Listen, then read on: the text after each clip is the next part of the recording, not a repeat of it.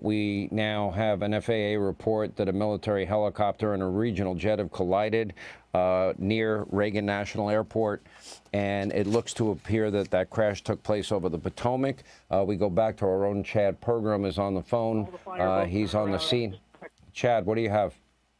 Yeah, we've been told that all of the all the water rescue boats from anywhere in the area have been dispatched to this area, and they're trying to figure out a potential casualty point at this stage. You know, where to collect.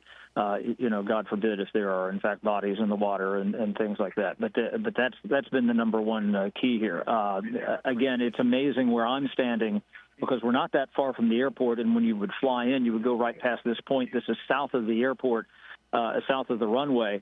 It seems like everything is a little bit more on the other side of the river, on the Maryland side of the river or the D.C. side of the river here. I'm on the Virginia side right now, but they've also gotten as many helicopter rescue helicopters from local police departments and rescue units from the entire region into the air as possible. But they're really still trying to piece this together. And the fact that this is at night, it doesn't make it any easier, and that's where Mark Meredith was talking about. We see these helicopters going overhead with these big searchlights, scanning over and over again. They've come over us 2 or 3 times in the short period of time I've been here, Sean. Yeah, it really is unbelievable. But, the fact that if we're talking about a regional jet, that usually means a smaller jet with not as many people on board. At least, the fewer amount of people, obviously, on that plane would be better rather than a big jumbo jet. And but we are, the confirmation is what the confirmation is. I'm sure you have seen what I have seen. These videos are all over, and we have to confirm it here at the Fox News Channel before we show it.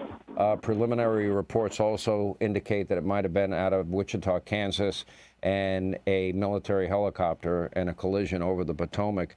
Do you see any other action specifically in the water? You mentioned earlier that, we can see all the emergency vehicles on the street side, but we also see all of these emergency vehicles in the water. Yeah, that's the thing I've been looking for here so far, and we really haven't seen that. Everybody's either on the edge of the runway, either over on the D.C. side of the river.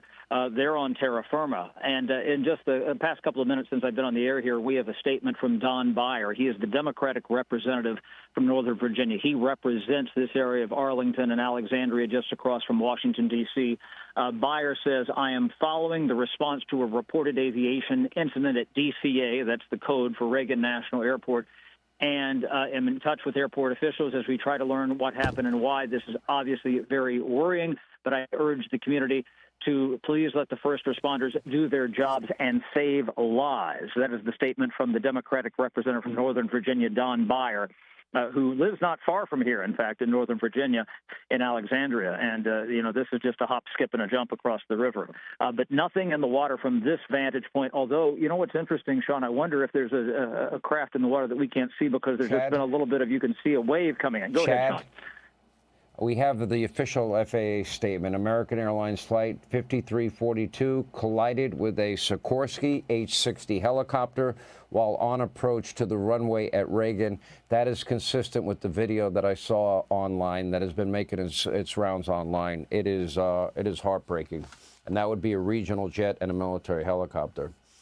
And that's consistent with what with Senator Marshall from Kansas had put out as well, yes. That it was from Kansas. All right, Chad.